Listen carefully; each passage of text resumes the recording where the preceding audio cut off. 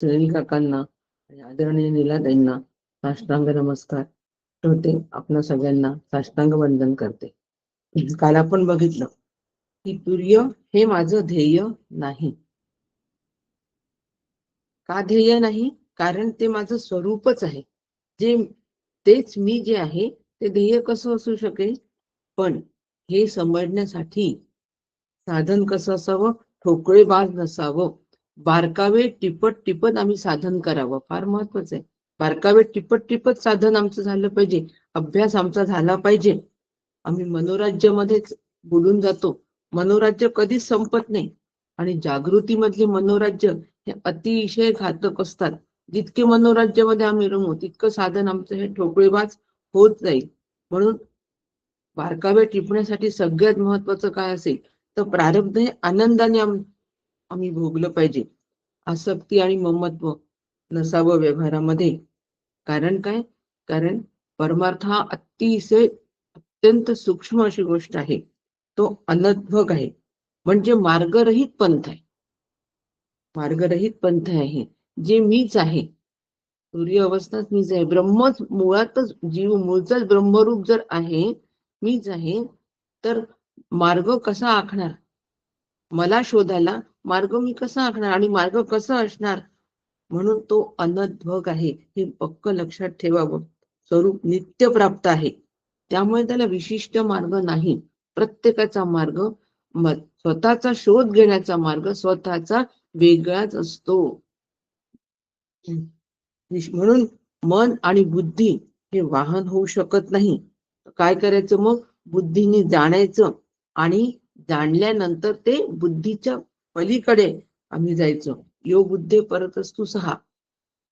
म्हणून मार्गरहित पंथ आहे. जंगलातून आम्ही जातो त्यावेळेला पायवाट निघते, तयार होते. पाण्यातून नाव जेव्हा जाते तेव्हा थोड्या काही क्षणिक काळापुरता एक रस्ता तयार होतो, त्याच्यात सुद्धा एक मार्ग तेवढ्या पुरता निघतो, परत पाणी स्थिर होतो. परंतु आकाशामध्ये ज्या वेळेला मार्गक्रमण होतो त्यावेळेला आकाशात कुठलाही मार्ग दिसत नाही. आणि म्हणून आमचा हा जो मार्ग आहे तो अनद्भग आहे. आणि हा अनद्भग मार्ग आम्ही चालत असताना परंपरा आणि संप्रदाय मागे घ्यावा, तरच आम्हाला पराशांतीचा अनुभव येईल. आणि पराशांतीच्या अनुभवामध्ये सुखरूपता असते. म्हणून साधना ही अत्यंत सूक्ष्म आहे. सूक्ष्म विचाराने ती करायची आहे. ज्या प्रमाणात ती सूक्ष्म होईल त्या प्रमाणामध्ये सूक्ष्माला गवसणी घालायला आम्ही समर्थ असू. म्हणून आपलं साधन ठोकळेबाज नसावे. ठोकळेबाज असतो त्यावेळेला काय असतं? त्याला आकार नसतो, त्याला ध्येय नसते, साधनेला ध्येय नसतं, साधने ज्ञान नसतं, ज्ञानाचा अभाव असतो, त्याग नसतो, वैराग्य नाही, या सगळ्या गोष्टी नसतात. ते साधन आमचं ठोकळेबाज होतं. एक ठोकळेबाज साधनाची ही एक प्रमाण दिलेलं आहे की ह्या याच्यावर आपलं साधन ठोकळेबाज आहे की नाही, की सूक्ष्म आहे, हे आम्ही तपासून पाहायलाच हवं. म्हणून श्रुती या ठिकाणी सांगते, मंद अधिकाऱ्याला सांगत असल्यामुळे म्हणते की केवळ आकाराची उपासना, केवळ मकाराची उपासना, केवळ उकाराची उपासना, केवळ मकाराची उपासना करू नये, तर संपूर्ण ओमची उपासना करावी. आणि ओमच्या संपूर्ण उपासनेनेच परब्रह्म प्राप्ती होते. नुसत्या एका मात्रेची किंवा नुसत्या एका पादाची उपासनेचे फळ हे लौकिकातलं आहे. आणि लौकिकातल्या एकाही फळाची अपेक्षा न ठेवणं हे परमार्थाच्या यशाचं रहस्य आहे. म्हणून या ठिकाणी मात्रा, पाद यांचं ऐक्य कसं आणि त्याच्या उपासनेचं फळ कसं? काल एका साधिकेने एक अल्पसा छोटासा चार्टचा प्रयत्न केला असतो, ते उपक्रम केला. आणि म्हणून त्या चार्ट मध्ये तो चार्ट आम्ही पण आमच्यासाठी असा एक करून घ्यावा की मात्रा कोणती, पाद कसं, त्याच्यामध्ये ऐक्य कशामुळे ऐक्य आहे आणि त्याच्या उपासनेचं फळ कोणतं, कशासाठी हा चार्ट आम्ही समोर ठेवायचा. हा चार्ट जेव्हा आम्ही समोर ठेवू त्यावेळेला लक्षात येणार आहे की नुसत्या मात्रेची किंवा नुसत्या पादाची उपासना करून होणार नाही. संपूर्ण ओंकाराची तिन्ही मात्रा, तिन्ही पाद यांचं ऐक्य आहे. आणि हे सगळं समजून घेऊन आम्ही संपूर्ण ओंकाराची उपासना करायची. एकच फक्त सांगते, चार्ट कसा पद्धतीने चार्ट केलेला आहे. मात्रा आकार आहे. पाद हा वैश्वानर आहे, म्हणजे जागृती मधला वैश्वानर आहे. यांचं ऐक्य कसं आहे? पाद आणि मात्रा यांचं ऐक्य सांगितलं श्रुती. ते कसं आहे? तर प्रथम आहे आणि आकार आणि वैश्वानर हा प्रथम क्रमांकावर आहे आणि समानता व्यापकत्व याच्यामध्ये आहे, संपूर्ण व्यापलेला आहे. आणि म्हणून यांचं ऐक्य आहे. यांची उपासना जर केली तर उपासकाच्या कामना पूर्ण होतात. हा झाला एक चार्टचा एक भाग, एका मात्रेचा एक भाग, असा दोन्ही तिन्ही याच्यामध्ये आपण तयार करावा. आणि कशासाठी करावा? की संपूर्ण ओंकाराचं आम्हाला चिंतन करायचंय, एका मात्रेचं नाही किंवा एका पादाचं नाही. ही सर्व फळे श्रुती ओंकार उपासनेची स्तुती करण्यासाठी सांगितलेली आहे. आणि म्हणून डॉक्टर काकांची सुद्धा फार सुंदर अशी ओवी या ठिकाणी उद्धृत करते आणि थांबते.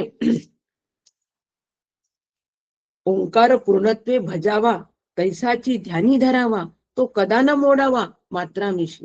तो कधीच आम्ही मात्राची, एका मात्रेची उपासना करून ओंकार आम्ही कधी खंडू देऊ नये, खंडित त्याचं कधी उपासना करू नये, अखंडित उपासना करावी. म्हणजे आम्हाला अखंडित फळ प्राप्त होतं. ज्याप्रमाणे कमळाला काकांनी उदाहरण दिलंय की कमळाला देठ असतं, पराग असतं, पाकळ्या असतात, आणि हे सगळे अवयव जर आम्ही वेगवेगळे करून जवळ घेतले तर कमळ म्हणून राहतं का? नाही, अजिबात राहत नाही. त्याचप्रमाणे एका मात्रेची किंवा एका पादाची उपासना करून ओंकार परब्रह्म स्वरूप आम्हाला प्राप्त होणार नाही. आणि म्हणून ओंकार अमात्र भजावा, काका म्हणतात, तेणे जीवा खरा विसावा. तिथे जीवाला खरा विसावा आहे. परी मात्र रूपी दिसावा संसाराची पुन्हा. जर तो आम्ही एक मात्र जर आम्ही हे केली तर आम्हाला संसाराच्या फेऱ्यात, जन्म मरणाच्या फेऱ्यात सापडावे लागेल. परंतु आम्ही अखंडत्वाने तिन्ही मात्रांची जर आम्ही चिंतन केलं, अभ्यास केला, तर आम्ही परब्रह्म, अखंडित परब्रह्म स्वरूप होऊन राहू. या पुढचा जो भाग आहे, आज 12वा मंत्र आहे, हा आपण सुनील काकांच्या अधिकारवाणीतून ऐकू. रामकृष्ण हरी.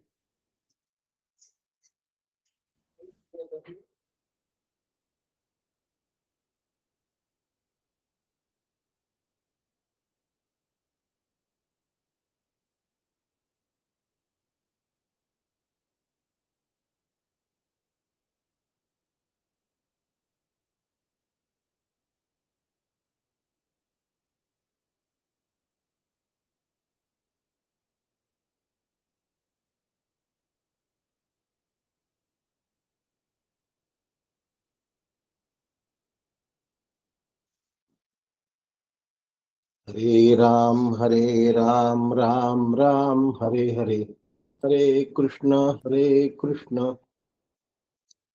कृष्ण कृष्ण हरे हरे, हरे राम राम राम हरे हरे, हरे कृष्ण कृष्ण कृष्ण हरे हरे. सद्गुरुनाथ महाराज की जय.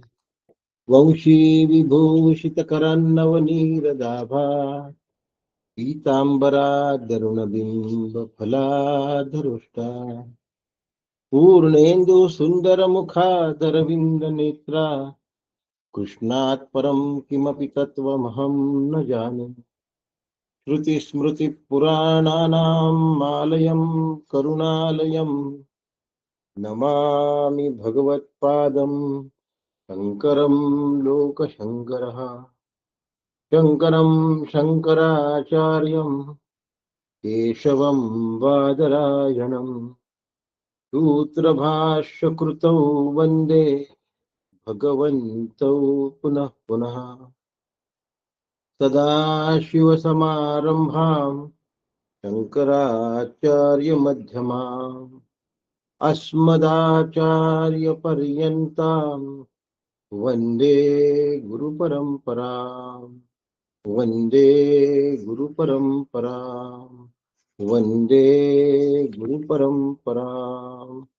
सद्गुरुनाथ महाराज की जय.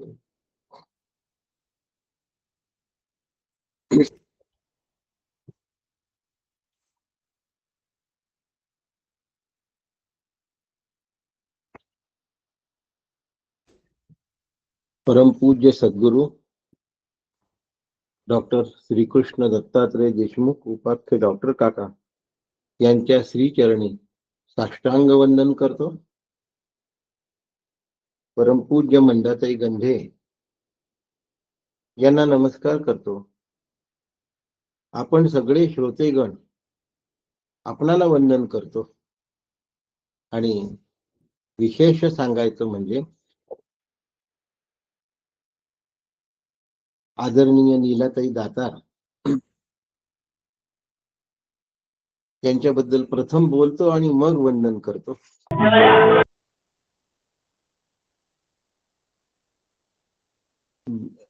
हे बंद करा, कोणाचं तरी चालू आहे.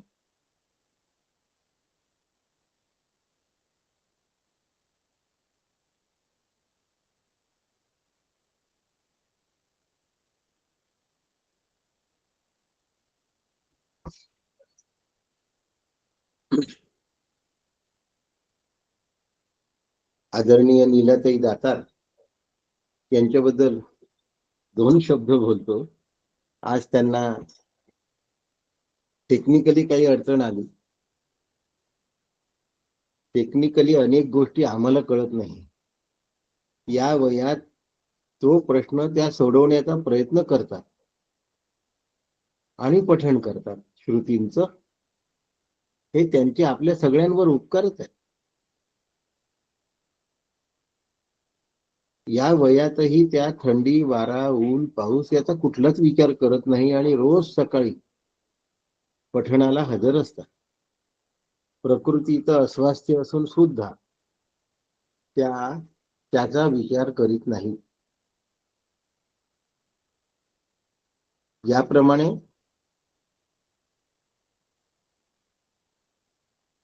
भगवंताची आरती करत असताना पहिल्यांदा गणेशाची आरती करतात आणि मग बाकी आरती होते.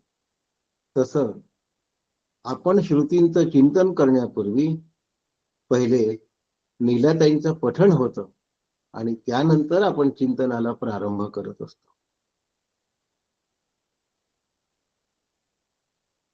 आपण टेक्निकली साऊंड नसल्यामुळे आपल्याला काही गोष्टीच्या अडचणी येणारच आहेत.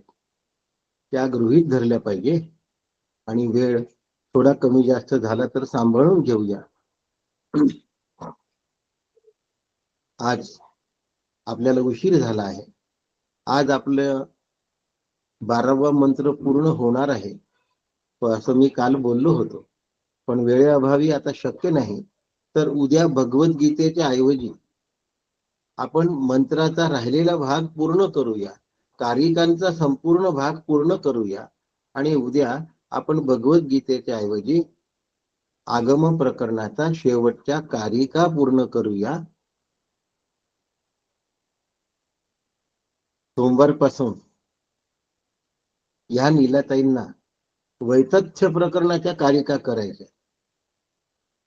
त्या घरी मेहनत करत असतात, वाचत असतात, पठण करत असतात, उच्चारणामध्ये जराशी सुद्धा त्रुटी राहू नये याचा प्रयत्न करत असतात आणि शुद्ध पठण आपल्या समोर मांडत असतात. त्या उच्चारणाने आपल्याला चिंतन आतमध्ये मुरवण्यासाठी मदत होते.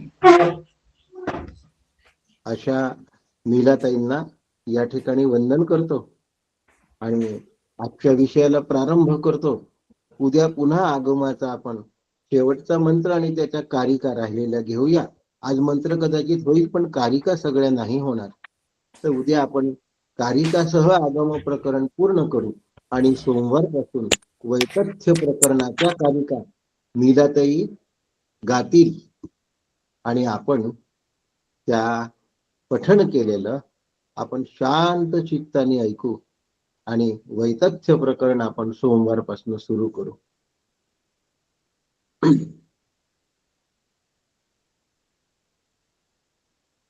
अमात्रश्चतुर्थो अव्यवहार्यः प्रपंचोपशमः शिवोद्वैत एवमोंकार आत्मैव संविशत्यात्मनात्मानं य एवं वेद.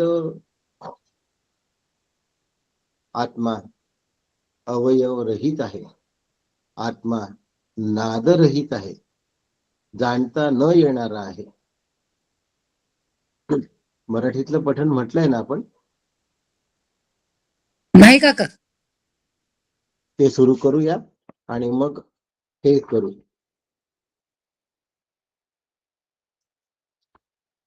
कानी सद्वचन ऐकावे, यज्ञकर्मी समर्थ व्हावे, नेत्री शुभची पहावे आम्ही सदा.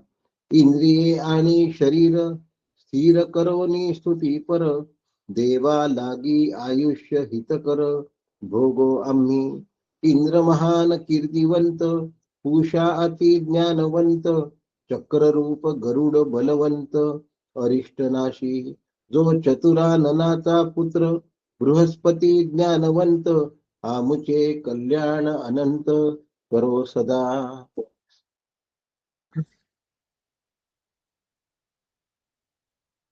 अमात्रश्चतुर्थो अव्यवहार्यः, अव्यवहार्यः प्रपंचोपशमः शिवोद्वैत एवमोंकार आत्मैव संविशत्यात्मनात्मानं य एवं वेद. आत्मा अवयवरहित आहे, म्हणजे तुरीय अवयवरहित आहे, नादहीन आहे, जाणता न येणारा आहे, इंद्रियातीत आहे, प्रपंच निवृत्ती रूप आहे, आनंद रूप आणि अद्वय आहे, असा तो पूर्ण ओंकार आत्माच आहे. जो असे जाणतो तो जीव आत्मरूप होतो. प्रारंभ करूया.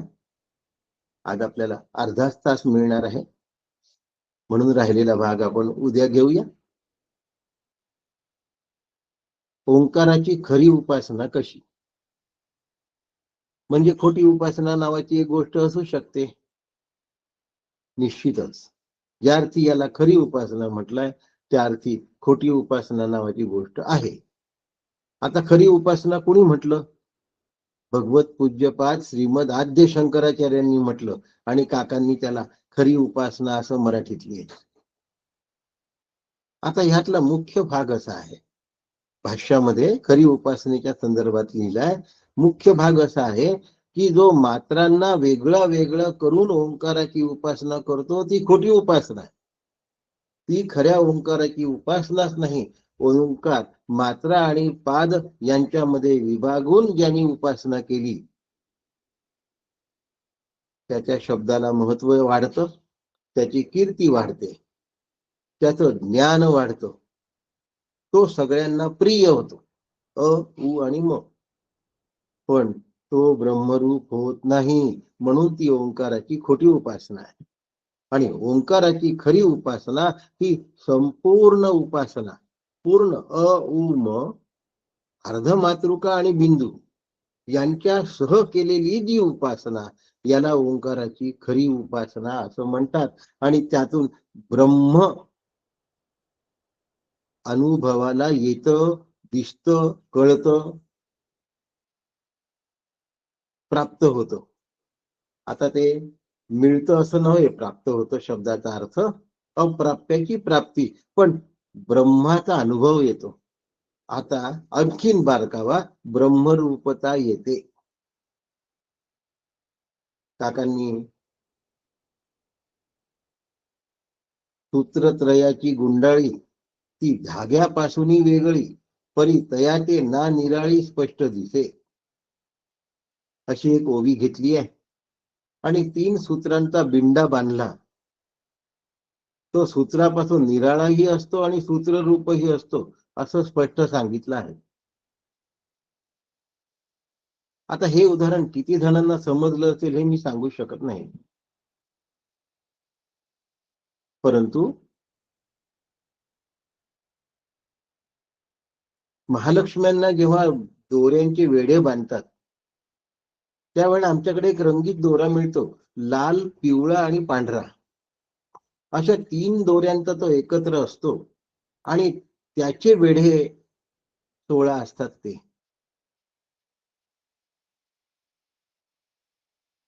किती जणांना कळतं मला माहिती नाही, आणि सगळ्यांना कळावं असं मनामध्ये खूप वाटतं. म्हणून माझ्या अंतःकरणात याला काय उदाहरण द्यावं असा सारखा विचार चालू होता. आणि त्याचं उत्तर मला मिळालं. ते उत्तर तुम्हाला देतो.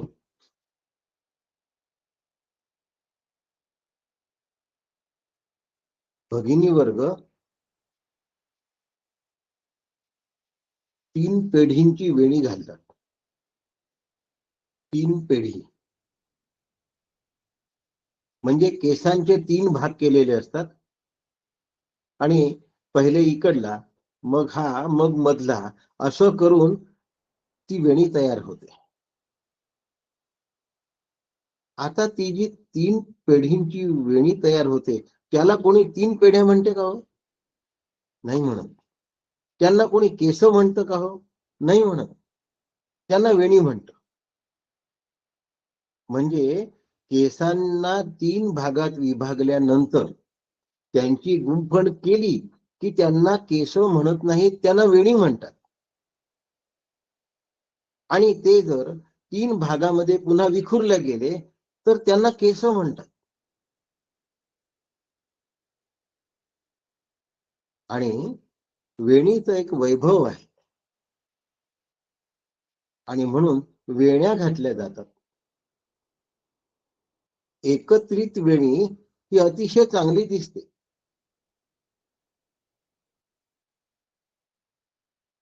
म्हणून अ, उ आणि म यांना एकत्रितपणे जर गुंफल्या गेलं तर त्याचा परिणाम तुरीय असा होतो. पुढे जागृती, स्वप्न आणि सुषुप्ती याचं एकत्रित अधिष्ठान जे आहे त्याच्याकडे जर लक्ष दिलं तर ओंकार होतो. आणि तो ओंकार संपूर्णपणे एकत्र बांधल्या गेलेला आहे. त्याला चौथं नाव तुरीय असं होतं. म्हणजे 3 पदर केसांचे, त्याचं नाव वेणी असं होतं. त्याला 3 पदर नाही म्हणत कोणी, नाव त्याचं वेणी असं होतं. तसं जागृती, स्वप्न आणि सुषुप्ती ह्या 3 ना एकत्र अधिष्ठान रूपामध्ये गुंफलं की त्याचं नाव तुर्य असं होतं. आणि हा तुर्य अज्ञात आहे पण अनुभवाला येतो. स्पष्ट शब्दांनी दाखवता येत नाही. वेणी दाखवता येते पण तुर्य दाखवता येत नाही. का नाही दाखवता येत? वेणी दाखवता येते, तुर्य का दाखवता येत नाही? कारण जागृती दाखवता येते, स्वप्न फक्त पाहणाऱ्याला दिसतं, इतरांना दाखवता येत नाही. आणि सुषुप्ती पाहणाऱ्याला पण दिसत नाही. आता 3 पैकी 2 गोष्टी जर दिसत नसतील पाहणाऱ्यांना तर त्याचं एकत्रीकरण दाखवता कसं येईल? कधीच दाखवता येणार नाही. म्हणून तुर्य दाखवता येत नाही, तो अज्ञात आहे पण तो आहे. तो 3ही अवस्थाहून निराळा आहे आणि तो मात्रारहित आहे.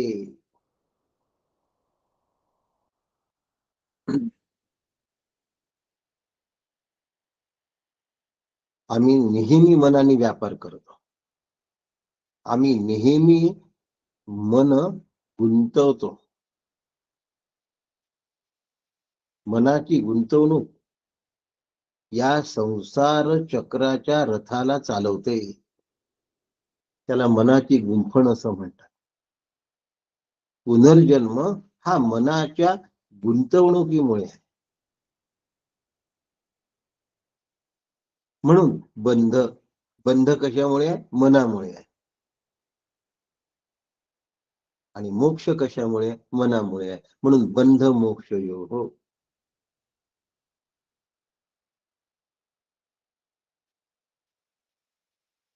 बंध मनामुळे आहे आणि मोक्ष सुद्धा मनामुळे आहे. हे मन आमची गुंतवणूक करतं. मुलं सगळी सारखी असतात.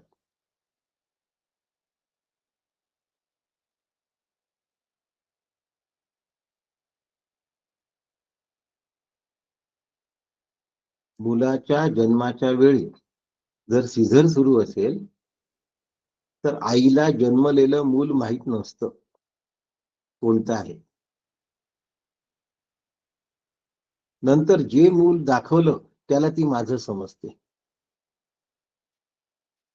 माझं समजलं की मनाची गुंतवणूक सुरू झाली. म्हणून दवाखान्यामध्ये आईच्या हाताला बिल्ला असतो आणि मुलाच्या हाताला पण एक बिल्ला असतो, दोघांचा नंबर 1 असतो. सरकारी दवाखान्यांमध्ये एका दिवशी अनेक मुलांचा जन्म होत असल्यामुळे त्यांना बॅचेस दिले जातात, नाही तर मुलं ओळखायला नाही येत कोणता कोणाचा आहे. पण हा माझा आहे या एका कल्पनेने गुंतवणूक सुरू झाली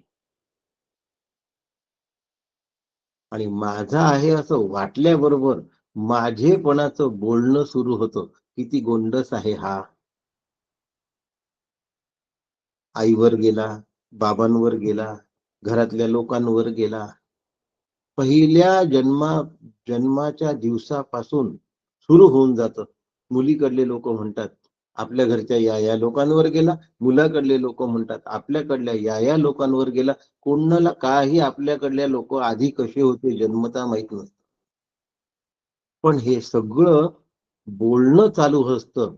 याचं कारण माझेपणा आणि याचं कारण माझेपणाला कारण मनाची गुंतवणूक. मनाची गुंतवणूक वाणीद्वारा व्यक्त होते आणि म्हणून जागृतीमध्ये जगताचे व्यवहार घडतात. मन आणि वाणी या व्यवहारासाठी अत्यंत कार्यशील असतात. म्हणून अंतःकरण आणि ज्ञानेंद्रिय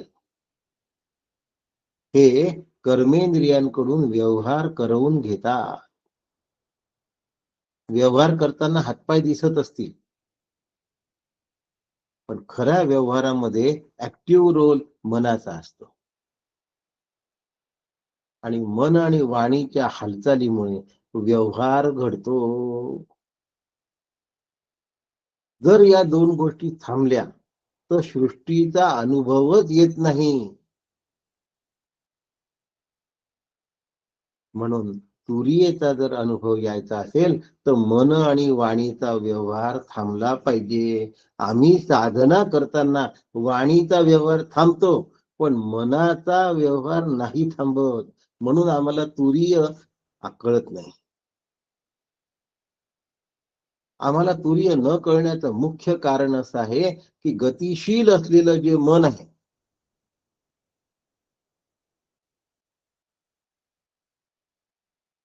त्याचा वेग, त्याची गती आवरल्या जात नाही. उठल्याबरोबर ते गतीने धावतं.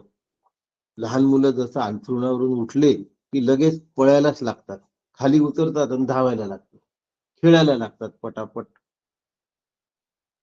तसं हे मन गतिशील होतं उठल्याबरोबर आणि या मनाची गती ज्याला थांबवता आली त्याला तुरीयचा अनुभव येईल.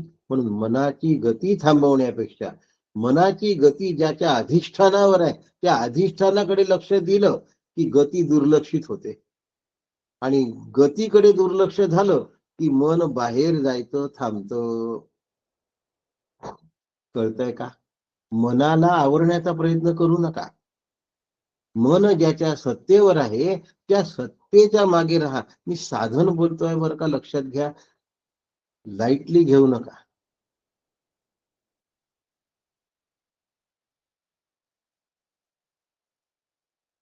115 125 लोक राहत होते, मांडुक्याला 15 20 25 कमी झाले आहेत. आजचा आकडा 92 अधिक 8 100 आहे. संख्या कमी होण्याचं मला काही दुःख नाही, कारण हे आतमध्ये झिरोपल्या जाणं सगळ्यांना अवघडच जाणार. तेवढं अपेक्षितच आहे, काका बोलले सुद्धा. पण ज्यांनी तरीही न झिरपलं तरीही ऐकण्याचा प्रयत्न केला तर कदाचित पुढच्या कोणत्या तरी ऐकण्यात त्याच्या आतमध्ये ते झिरपून जाईल.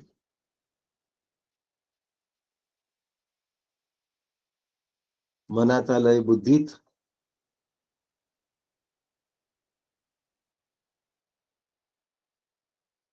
मनाचा लय वाणीत, वाणीचा लय बुद्धीत. अशा पद्धतीने कठोपनिषदाने लय चिंतन शिकवलेलं आहे आणि आम्हाला या ठिकाणी तुरीयसाठी सुद्धा या लय चिंतनाची गरज आहे. म्हणून ओंकाराला तोडून त्याची उपासना करू नका. ओंकाराला मोडून त्याची उपासना करू नका. म्हणून त्याला अमात्र म्हटलेलं आहे. थोडं बोलून घेऊया मात्रा संबंधी, म्हणजे मग अमात्र काय हे आपल्याला कळेल. आकार जागृती, मकार स्वप्न आणि उकार सुषुप्ती. जागृती, स्वप्न आणि सुषुप्ती. सुषुप्ती हे तमोगुणाचं प्रतीक आहे.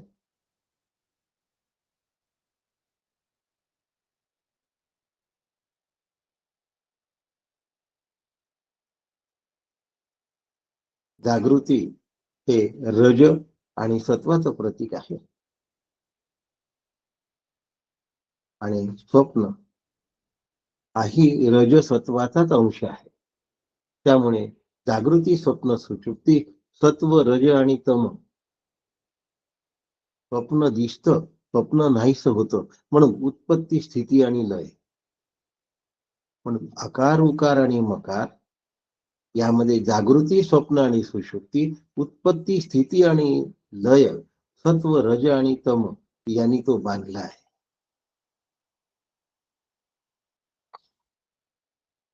तर आतापर्यंत ओंकाराच्या 3 मात्राबद्दलचाच उल्लेख केला आहे. आता वैतथ्य येणार आणि नंतर अद्वैत येणार. अद्वैत प्रकरणामध्ये पुढच्या 2 मात्रांचा अधिक जास्त उल्लेख आहे. त्यांचं नाव आहे अर्धमातृका. अर्धमातृका म्हणजे चंद्र, ओंकारावर असलेला चंद्र, त्याला अर्धमातृका असं म्हणतात. अ, उ आणि म 3 मात्रा झाल्या. चंद्र हा अर्धमातृका झाला आणि त्याच्यावरचा बिंदू अशा 5 मात्रा आहेत.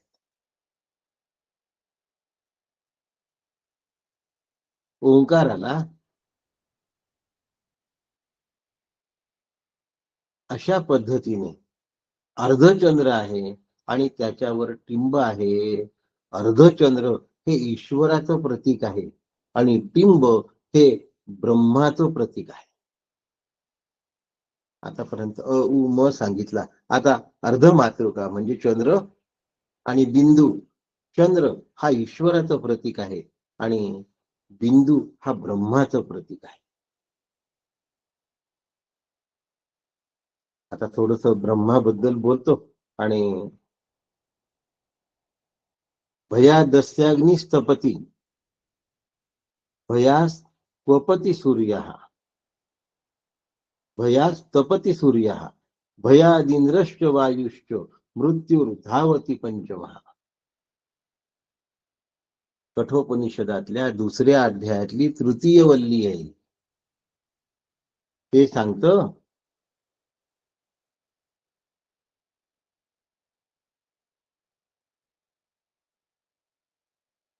ब्रह्म अभय रूप आहे. ब्रह्म अभय समजत नसेल तर निर्भय समजून घ्या. सध्या ब्रह्माला भय नाही, कारण ब्रह्माच्या सत्तेवर सूर्य चालतो. त्याच्या सत्तेवर ईश्वर अनुशासन करतो. ईश्वर त्याच्या सत्तेवर यमदेव सगळ्यांची व्यवस्था लावतो. समजून घ्या तुम्ही, व्यवस्था म्हणजे काय. यमदेव सुद्धा त्याच्या सत्तेवर कार्य करतो, कारण जीव नियम्य आहे आणि तो नियामक आहे. आणि ब्रह्म नियामक ब्रह्माच्या सत्तेवर चालतं.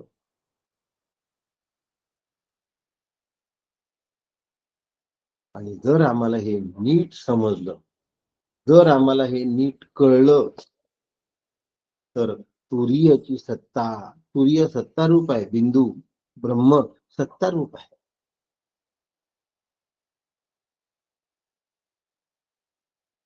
हे जर कळलं तर 3ही तापांचं निवारण होतं. 3ही ताप नाहीसे होतात.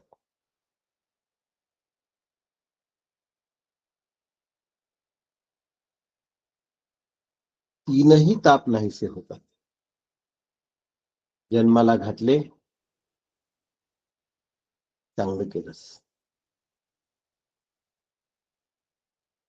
जसं ठेवलं तसं ठेवलंस, उत्तम झालं. घेऊन जाणार आहे, घेऊन जाणार. जन्माला घातलं, थँक्यू. जसं ठेवलंय तसं ठेवलं, थँक्यू.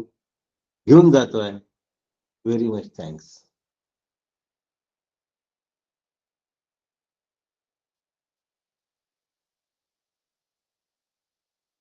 तत्वाचे गाठोडे शरीर, त्याचा पाहता विचार, एक आत्मा निरंतर आपण नाही. ते जे शरीर आहे ते 81 तत्वाचं गाठोड आहे. त्याला जेव्हा पाठवायचं ते गाठोड तेव्हा पाठवतो, जसं ठेवायचं असेल तेव्हा तसं ठेवतो, आणि जेव्हा न्यायचं असेल तेव्हा घेऊन जातो. तत्वाचं गाठोड देणारा ईश्वर आहे, आणि ज्याच्या सत्तेवर ते तत्वाचं गाठोड आम्हाला मिळतं ते ब्रह्म आहे. तत्वाचं गाठोड देणारा ईश्वर आहे, आणि तत्वाचं गाठोड जीवाला मिळतं. तो मिळणारा जीव आणि तत्वाचं गाठोड देणारा ईश्वर हा एका ब्रह्माच्या सत्तेवर कार्य करतो. ती सत्ता मी आहे. त्याला टिंब असं म्हणतात, त्याला बिंदू असं म्हणतात. हा ओंकाराचा बिंदू आहे. काही लोक नुसत्या बिंदूवर काय करतात, त्राटक करतात. करू नका, करू नका असं. ओंकार हा त्राटक करण्याचा भाग नाहीये. ओंकार हा नुसता उच्चारण करण्याचा भाग नाहीये. ओंकार तस्य वाचकः प्रणवः. जे जे वाणीने बोलल्या जातं ते ब्रह्म असू शकत नाही. जे जे वाणीने सांगितलं जातं ते ते ब्रह्म असू शकत नाही. पक्क लक्षात ठेवा. यतो वाचा निवर्तन्ते अप्राप्य मनसा सह, ते ब्रह्म नाही असू शकत. कारण ब्रह्म अनुर्वाच्य आहे. न तत्र वाद गच्छति. म्हटलं ना, विषयाला खोलात गेलं तर आणखीन वेळ लागणार आहे, आणि आपण उद्या सकाळचा वेळ घेतला आहे यासाठी.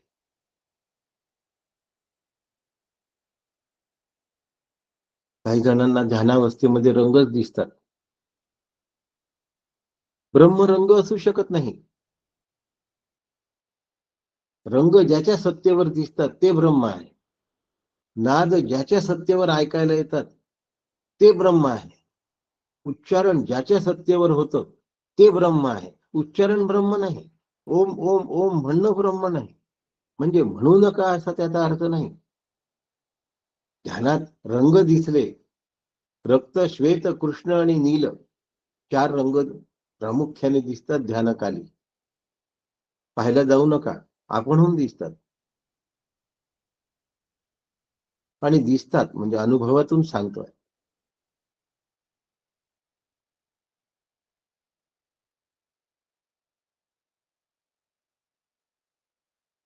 यवतमाळ जिल्ह्यात कळंब नावाचं चिंतामणीचं देवस्थान आहे. खूप गर्दी असते. अतिशय खोलामध्ये ते देवस्थान आहे, माहिती लोकांना. गणपतीचा मध्ये कळस आहे आणि 2 बाजूला माडी आहे. त्याच्यावर मी जाऊन बसत असे तेव्हा अतिशय लाल भडक रंग दिसत असे. पण नील पर्यंत मला माहिती होतं तो नील रंग लवकर दिसत नव्हता. रक्त ताबडतोब दिसत होता. गणपतीला वाहत असलेलं वस्त्र पण लाल असतं, लक्षात ठेवा. हे सगळे योगाचे भाग आहेत. गणपतीला आवडणारा रंग लाल आहे असा त्याचा अर्थ नाही आहे.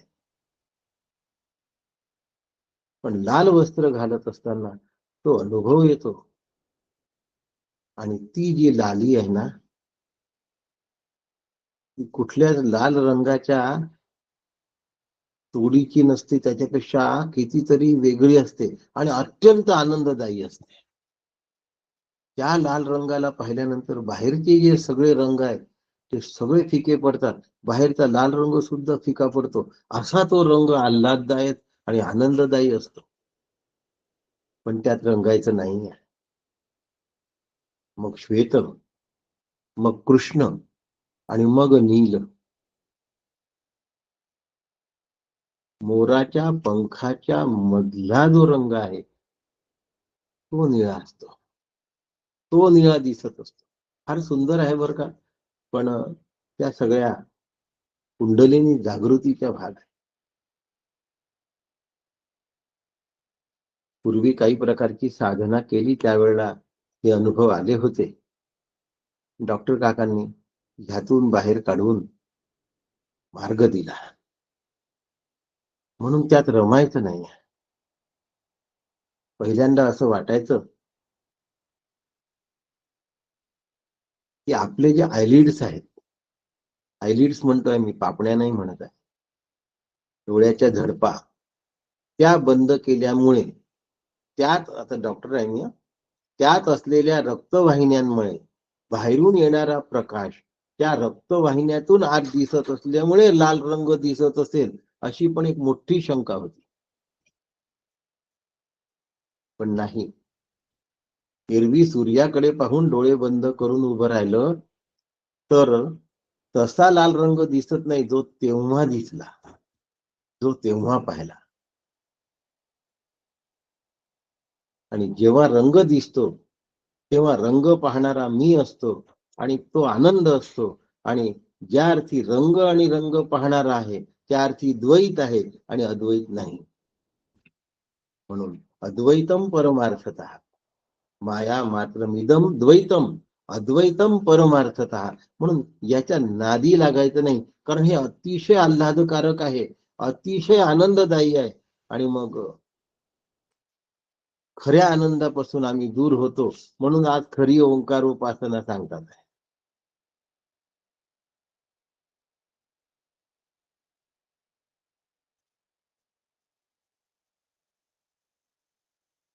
असा शिवस्वरूप ओंकार तीनही तापांचं निराकरण करतो. अशा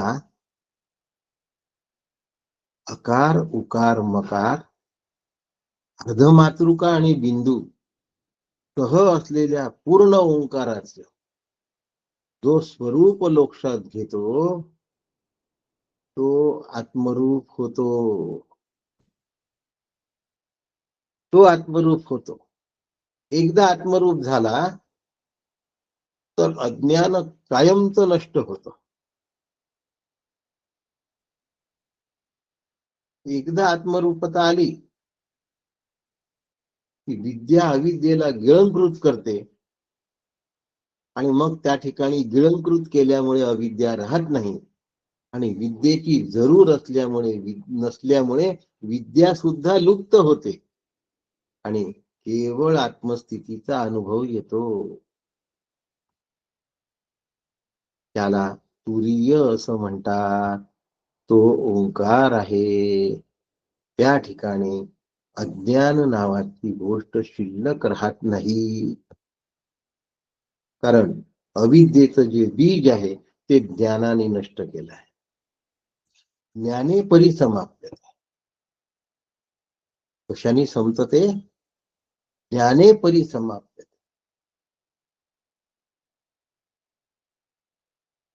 ज्ञानाग्नी दग्ध कर्माणं. ज्ञान हा प्रकाश आहे, त्याने अविद्या रूपी अंधार नाहीसा होतो. आणि तो ज्ञानाचा प्रकाश प्रकाश रूप सत्तेमुळे जाणवलेला असतो. ती सत्ता कळली की ज्ञान आणि अज्ञान दोनही चाललं जातं. गिळी ज्ञानाज्ञान चांदणिया. जरा साधनेच्या सूक्ष्म वरच्या स्तरावरची भाषा आहे, याचं वेगळं स्पष्टीकरण नाही. गिळी ज्ञानाज्ञान चांदणिया.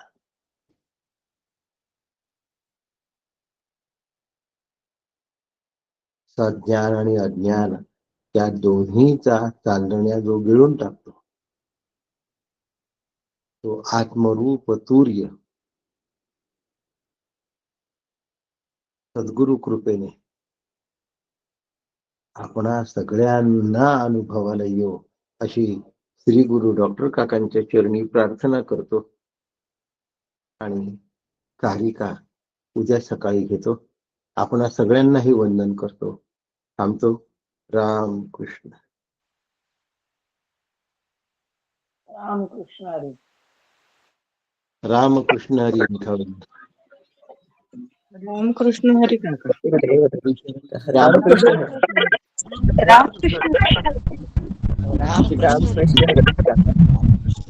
जय श्री रामकृष्ण हरी.